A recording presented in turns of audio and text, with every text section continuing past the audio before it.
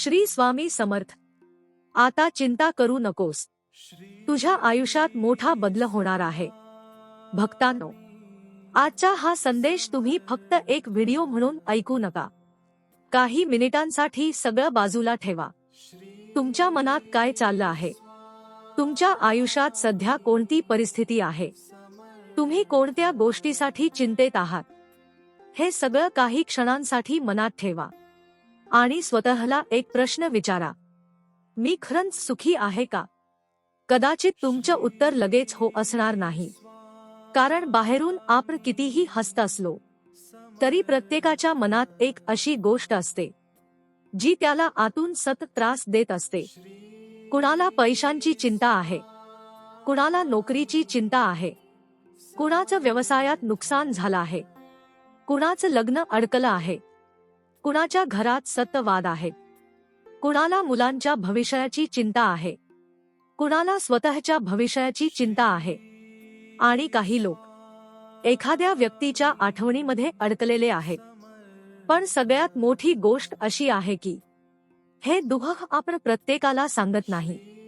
दिवसभर आपण सामान्यपणे वागतो, कामावर जातो, लोकांशी बोलतो, हसतो, कधी विनोदही करतो. पण रात्री जेव्हा आपण एकटे असतो तेव्हा मन पुन्हा त्याच प्रश्नांकडे जातं. हे कधी ठीक होणार? माझ्या आयुष्यात बदल कधी होणार? मी एवढी मेहनत करतोय तरी मला यश का मिळत नाही? स्वामी, तुम्ही माझं ऐकत नाही का? भक्तांनो, जर कधी हा प्रश्न तुमच्या मनात आला असेल तर आज स्वतःला दोष देऊ नका, कारण संकटात असताना मन थकणं स्वाभाविक आहे. कधी कधी माणूस परिस्थितीमुळे नाही तर सतत विचार केल्यामुळे थकतो. आणि म्हणूनच आजचा संदेश आहे, आता चिंता करू नकोस. पण याचा अर्थ असा नाही की उद्यापासून तुमच्या आयुष्यात कोणतीही अडचण येणार नाही. जीवनात अडचणी येतील. कधी यश मिळेल, कधी अपयश येईल, कधी आपले लोक जवळ असतील, कधी काही लोक दूर जातील, कधी पैसा असेल, कधी पैशांची अडचण असेल. पण या सगळ्यांच्या मध्ये एक गोष्ट तुमच्या हातात आहे, तुमची आशा. आणि ही आशा तुम्ही संपवू नका, कारण परिस्थिती बदलण्याआधी अनेकदा माणसाला स्वतःच्या मनात बदल करावा लागतो. आज तुम्हाला वाटत असेल माझं काहीच होणार नाही, तर आज ते वाक्य बदला. म्हणा, माझ्यासाठी अजून काहीतरी चांगलं बाकी आहे. तुम्हाला वाटत असेल माझं नशीब खराब आहे, तर म्हणा, माझं भविष्य आजच्या परिस्थितीपेक्षा मोठं आहे. आणि शेवटी श्री स्वामी समर्थ माझ्यासोबत आहेत. श्री स्वामी समर्थ भाग 2, तुम्ही ज्याची वाट पाहत आहात. भक्तांनो, कदाचित तुमच्या आयुष्यात अशी एखादी गोष्ट आहे जिच्यासाठी तुम्ही खूप दिवसांपासून वाट पाहत आहात. कदाचित तुम्ही एखाद्या नोकरीच्या कॉलची वाट पाहत आहात, कदाचित एखाद्या मोठ्या ऑर्डरची वाट पाहत आहात, कदाचित एखाद्या कागदपत्राचं काम पूर्ण होण्याची वाट पाहत आहात, कदाचित घर घेण्याचं स्वप्न आहे, कदाचित कर्जातून बाहेर पडण्याची इच्छा आहे, कदाचित मुलाच्या किंवा मुलीच्या भविष्याबद्दल तुमच्या मनात चिंता आहे, किंवा कदाचित तुमच्या मनात अशी एक व्यक्ती आहे जिच्याकडून तुम्ही आजही एखाद्या फोनची वाट पाहत आहात. तुम्ही मोबाईल हातात घेता, स्क्रीन पाहता, पुन्हा मोबाईल ठेवता. कदाचित त्या व्यक्तीचा मेसेज येईल अशी अपेक्षा असते, पण मेसेज येत नाही आणि मन पुन्हा दुःखी होतं. भक्तांनो, इथे एक गोष्ट समजून घ्या, प्रतीक्षा ही सुद्धा आयुष्याचा एक भाग आहे. प्रत्येक गोष्ट लगेच मिळाली तर आपल्याला संयम कधी शिकता आला असता, प्रत्येक इच्छा लगेच पूर्ण झाली असती तर आपल्याला स्वीकार कधी शिकता आला असता, प्रत्येक रस्ता सरळ असता तर आपल्याला योग्य दिशा शोधण्याची गरज कधी पडली असती. म्हणून आज तुमच्या आयुष्यात थांबा आला आहे, तर त्याला शेवट समजू नका. कदाचित हा थांबा तुम्हाला काही शिकवत आहे, कदाचित तुम्ही स्वतःला अधिक मजबूत करत आहात, कदाचित तुम्हाला पुढच्या संधीसाठी तयार केलं जात आहे, आणि कदाचित ज्याला तुम्ही अडथळा समजत आहात तोच भविष्यात तुमच्यासाठी संरक्षण ठरणार आहे. म्हणून आज एक वाक्य मनात ठेवा. स्वामींवर विश्वास ठेव, पण प्रयत्न थांबवू नकोस. हे खूप महत्वाचं आहे. फक्त प्रार्थना करून बसायचं नाही आणि फक्त स्वतःच्या ताकदीवर अवलंबूनही राहायचं नाही. प्रार्थना करा आणि प्रयत्न करा, विश्वास ठेवा आणि योग्य कर्म करा. ही दोन्ही चाकं एकत्र चालली तर प्रवास मजबूत होतो. श्री स्वामी समर्थ. भाग 3. जेव्हा सगळे मार्ग बंद झाल्यासारखे वाटतात. कधी तुमच्या आयुष्यात असा क्षण आला आहे का जिथे तुम्हाला वाटलं आता काहीच मार्ग उरलेला नाही? एकामागून एक समस्या संपत नाही तोपर्यंत दुसरी समस्या, पैशांची अडचण, घरातील प्रश्न, कामाचा ताण, नात्यांमध्ये गैरसमज आणि त्यात मनाची चिंता. अशा वेळी माणूस स्वतःलाच विचारतो, मी आणखी किती सहन करायचं? भक्तांनो, जर आज तुम्ही अशाच अवस्थेत असाल तर हा भाग तुमच्यासाठी आहे. सगळ्यात आधी स्वतःला दोष देणं थांबवा. तुमच्या आयुष्यात समस्या आहेत म्हणून तुम्ही वाईट नाही. तुमच्याकडे आज पैसा कमी आहे म्हणून तुम्ही कमी नाही. तुमची नोकरी गेली म्हणून तुमची किंमत कमी नाही. तुमचं एखादं नातं तुटलं म्हणून तुम्ही प्रेम करण्याच्या लायकीचे नाही असं नाही. तुमचा व्यवसाय आज चालत नाही म्हणून तुम्ही कायमचे अपयशी नाही. ही फक्त एक परिस्थिती आहे आणि परिस्थिती बदलू शकते. आज जिथे तुम्हाला भिंत दिसते तिथे उद्या दार दिसू शकतं. आज जिथे रस्ता बंद वाटतो तिथे उद्या नवीन मार्ग मिळू शकतो. पण त्यासाठी एक गोष्ट आवश्यक आहे.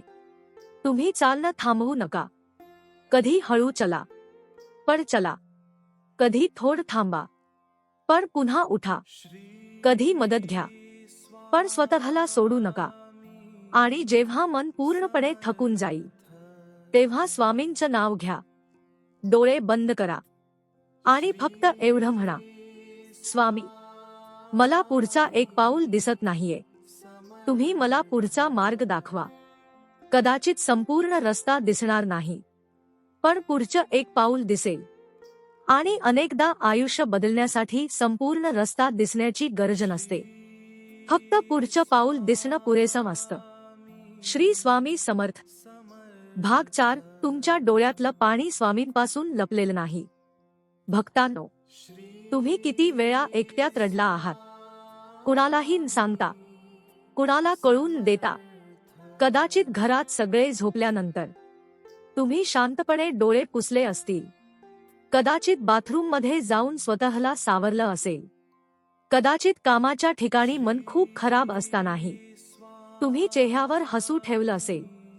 लोकांना वाटतं हा माणूस खूप मजबूत आहे, पण त्या मजबूत माणसाच्या मनात काय चाललं आहे हे कुणालाच माहीत नसतं. भक्तांनो, जर तुम्हीही असंच काही अनुभवत असाल तर आज स्वतःला एक गोष्ट सांगा, मला प्रत्येक वेळी मजबूत दिसण्याची गरज नाही. कधी कधी रडणंही गरजेचं असतं. कधी मन मोकळं करणंही गरजेचं असतं. पण रडल्यानंतर पुन्हा उठणं हे त्याहून महत्वाचं आहे. तुमचे अश्रू तुमची कमजोरी नाहीत. ते सांगतात की तुम्ही खूप काळ स्वतःला सावरून ठेवले आहे. म्हणून स्वतःशी कठोर होऊ नका. स्वतःशी प्रेमाने बोला आणि म्हणा, मी थकलो आहे पण मी संपलेलो नाही. मला त्रास झाला आहे पण माझी आशा अजून जिवंत आहे. माझं काम अडलं आहे पण माझा प्रवास थांबलेला नाही. आणि मग स्वामींचं नाव घ्या. श्री स्वामी समर्थ. भाग 5. पैशांची चिंता आणि उद्याची भीती. आजच्या काळात सर्वात मोठ्या चिंतांपैकी एक म्हणजे पैसा. कमाई कितीही असली तरी जबाबदाऱ्या संपत नाहीत. घर खर्च, मुलांचे शिक्षण, कर्ज, घर, औषधं, प्रवास, भविष्यासाठी बचत आणि अचानक आलेला खर्च. मग महिन्याच्या शेवटी आपण विचार करतो, पैसे कुठे गेले? काही लोकांना तर सकाळी उठल्यापासून रात्री झोपेपर्यंत पैशांचा विचार असतो. हा खर्च कसा भागवायचा, कर्ज कसं फेडायचं, पुढच्या महिन्यात काय करायचं. भक्तांनो, पैशांची चिंता खोटी नाही, ती वास्तविक समस्या असू शकते. पण चिंतेने समस्या सुटत नाही. चिंता आपली शक्ती कमी करते. म्हणून आर्थिक अडचण असेल तर शांतपणे योजना करा. तुमचे खर्च लिहा, अनावश्यक खर्च ओळखा, उत्पन्न वाढवण्याचे मार्ग शोधा, तुमचे कौशल्य वाढवा, अतिरिक्त कामाची संधी असेल तर विचार करा, आणि शक्य असल्यास आर्थिक सल्ला घ्या. पण चुकीच्या मार्गाने पैसा कमावण्याचा प्रयत्न करू नका, कारण संकटातून बाहेर पडण्यासाठी घेतलेला चुकीचा मार्ग पुढे आणखी मोठं संकट निर्माण करू शकतो. स्वामींकडे प्रार्थना करा. स्वामी, माझ्या हाताला काम द्या, माझ्या बुद्धीला योग्य दिशा द्या आणि माझ्या मेहनतीला योग्य फळ मिळू द्या. ही प्रार्थना करा आणि दुसऱ्या दिवशी उठून पुन्हा प्रयत्न करा. कुटुंबासाठी सतत चिंता करणारा माणूस. भक्तांनो, एक गोष्ट आपण अनेकदा विसरतो. आपण स्वतःसाठी जितकी चिंता करत नाही, त्यापेक्षा जास्त चिंता आपण आपल्या कुटुंबासाठी करतो. आई-वडिलांची काळजी, पत्नीची काळजी, मुलांच्या भविष्याची चिंता, घरातील प्रत्येक व्यक्ती सुखी असावी अशी इच्छा, आणि या सगळ्याच्या मध्ये आपण स्वतःला कुठेतरी विसरून जातो. कदाचित तुमच्याही आयुष्यात असंच आहे. तुम्ही घरातील सगळ्यांसाठी विचार करता. मुलांना चांगलं शिक्षण मिळावं, त्यांचं भविष्य चांगलं असावं, घरात कोणाला काही कमी पडू नये, आपल्या आईवडिलांना आपल्यामुळे त्रास होऊ नये, पत्नीला सुरक्षित वाटावं. आणि या सगळ्या जबाबदाऱ्या सांभाळताना कधी कधी मनात एक प्रश्न येतो, माझी काळजी कोण घेणार? भक्तांनो, आज हा प्रश्न स्वतःला विचारताना अपराधी वाटून घेऊ नका.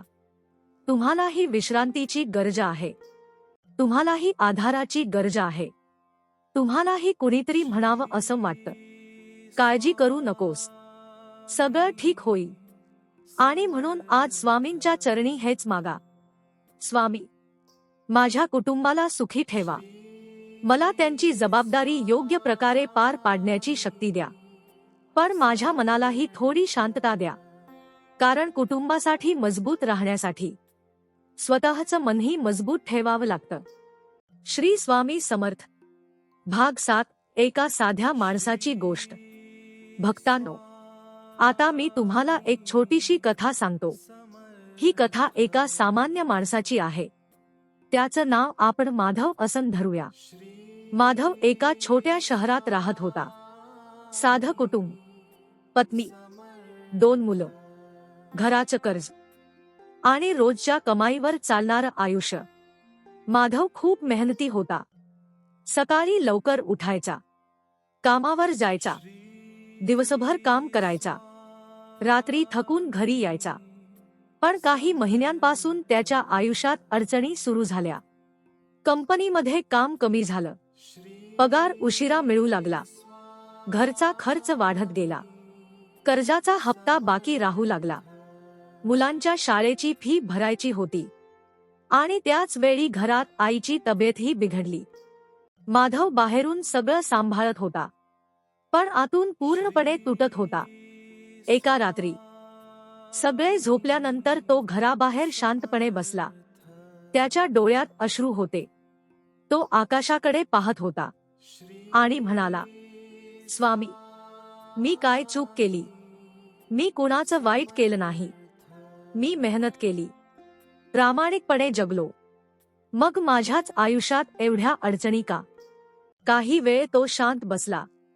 मग त्याला घरात ठेवलेली स्वामी समर्थांची छोटीशी प्रतिमा आठवली.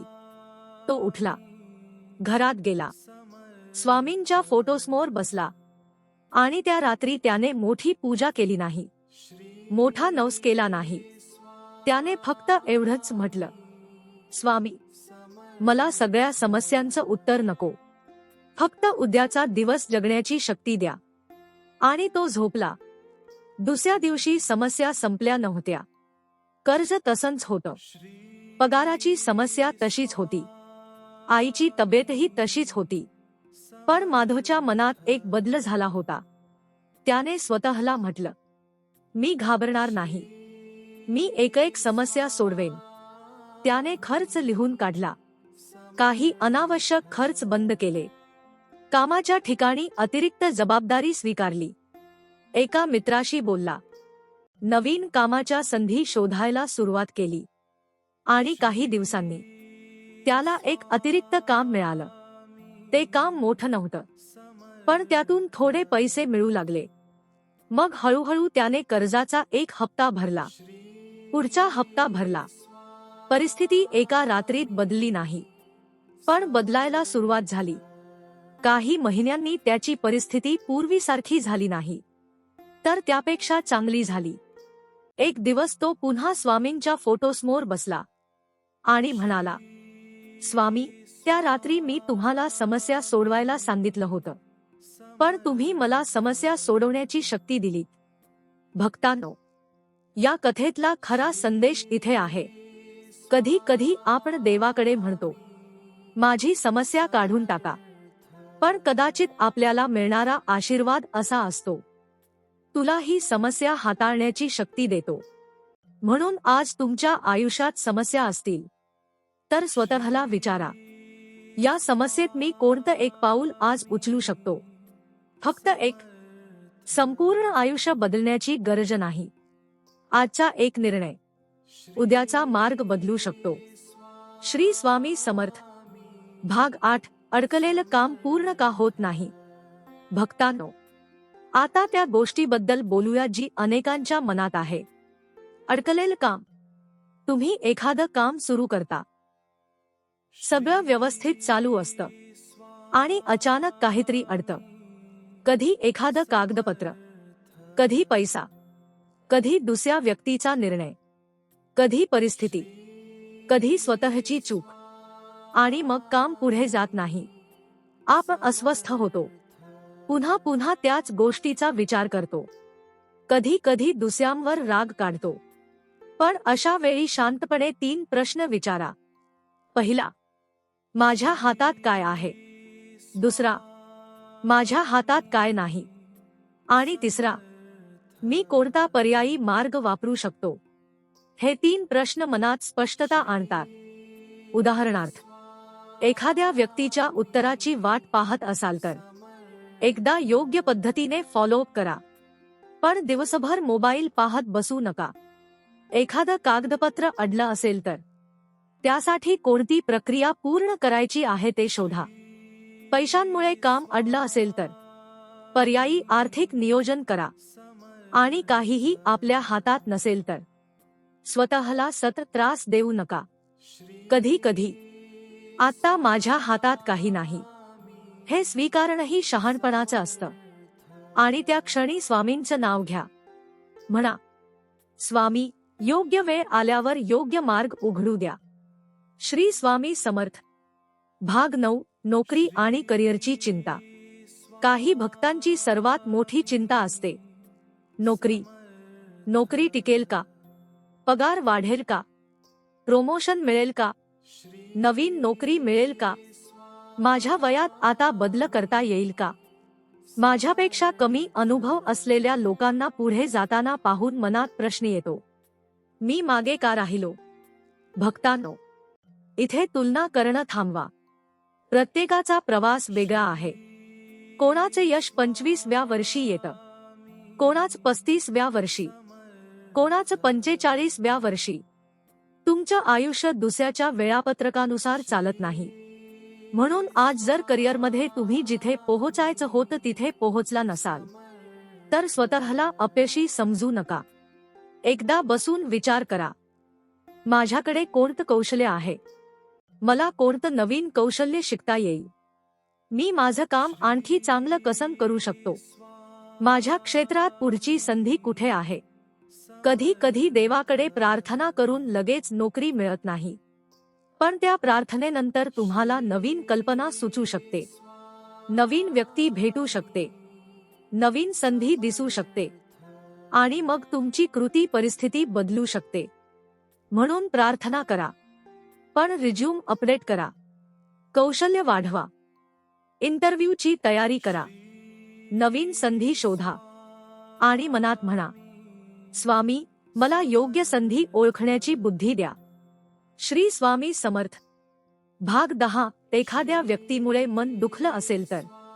भक्तांनो, सगळ्यात खोल दुःख कोणतं असतं माहीत आहे?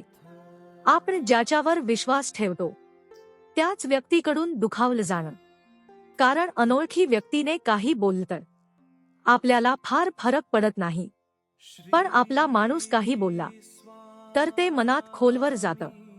कधी एखाद्याने तुमच्याशी खोटं बोललं असेल, कधी विश्वासघात केला असेल, कधी तुम्हाला सोडून गेलं असेल, कधी तुमचं प्रेम समजून घेतलं नसेल आणि तुम्ही अजूनही विचार करत असाल, मी इतकं दिलं तरी माझ्यासोबत असं का झालं?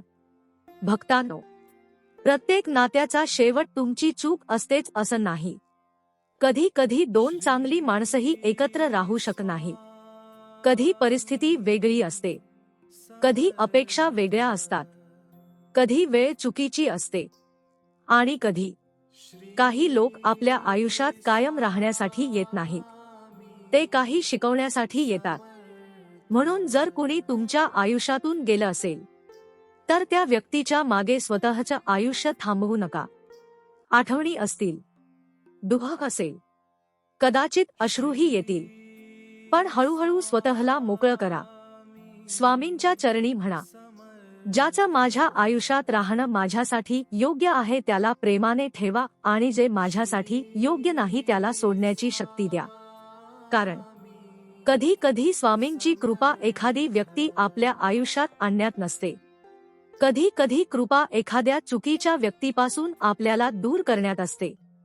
श्री स्वामी समर्थ. भाग 11. आता एक मोठा संकल्प. भक्तांनो, आता या व्हिडिओचा हा भाग खूप महत्त्वाचा आहे. आजपासून एक संकल्प करा. तुम्ही कितीही अडचणीत असाल पण स्वतःबद्दल वाईट शब्द वापरणार नाही. मी काहीच करू शकत नाही, माझं नशीब खराब आहे, माझं आयुष्य संपलं, माझं काही होणार नाही, ही वाक्य मनातून काढून टाका. त्याऐवजी म्हणा, मी प्रयत्न करेन, मी शिकेन, मी चुकांमधून सुधारेन, मी पुन्हा सुरुवात करेन आणि मी स्वामींचं नाव मनात ठेवेन. लक्षात ठेवा, स्वामींवर श्रद्धा ठेवणं म्हणजे हातावर हात ठेवून बसणं नाही. श्रद्धा म्हणजे योग्य कर्म करण्याची शक्ती, चुकीच्या वेळी थांबण्याची बुद्धी, अडचणीच्या वेळी संयम आणि यश मिळाल्यावर नम्रता. म्हणून आज रात्री किंवा हा व्हिडिओ जेव्हा ऐकता असाल तेव्हा 2 मिनिट स्वतःशी बोला. स्वतःला विचारा, माझ्या आयुष्यात मला खरंच काय हवं आहे? मला कोणता बदल करायचा आहे? मी कोणती एक वाईट सवय सोडू शकतो? मी कोणती एक चांगली सवय सुरू करू शकतो? आणि माझ्या आयुष्यात कोणती गोष्ट मी स्वामींच्या चरणी सोपवू शकतो? या प्रश्नांची उत्तरं शोधा. कारण बदलाची सुरुवात बाहेरून होत नाही, ती आधी मनात होते. श्री स्वामी समर्थ.